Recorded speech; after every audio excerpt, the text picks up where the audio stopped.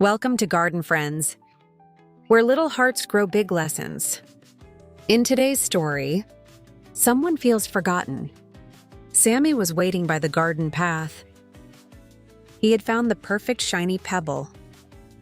He couldn't wait to show Toby. Just then, Toby dashed past him. Fast, focused, without stopping.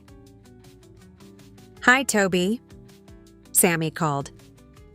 But Toby didn't turn around. He didn't wave. He didn't even slow down.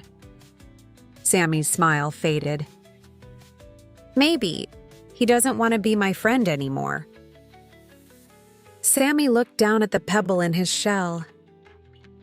The garden suddenly felt quieter, colder, even though the sun was still shining. He wondered what he had done wrong. Bella the sunflower gently leaned toward him. "You look smaller today," she said softly. Sammy sighed. "Toby didn't even see me." Bella's petals glowed warm. Or maybe he was just looking at something else.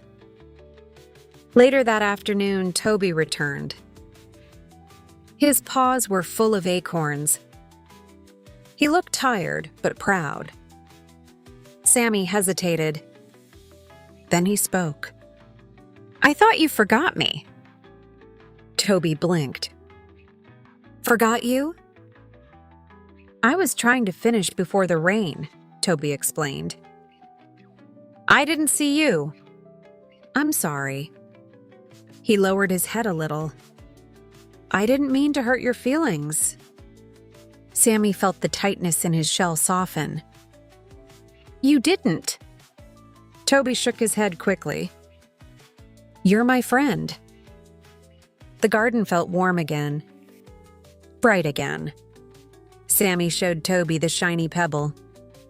Toby's eyes widened. "That's amazing." And just like that, the misunderstanding melted away. They sat side by side under the golden sunset. Sometimes friends don't mean to hurt us. Sometimes we just need to talk. And talking can bring the sunshine back. And remember, even the smallest step can lead to something beautiful. We'll see you next time in the garden.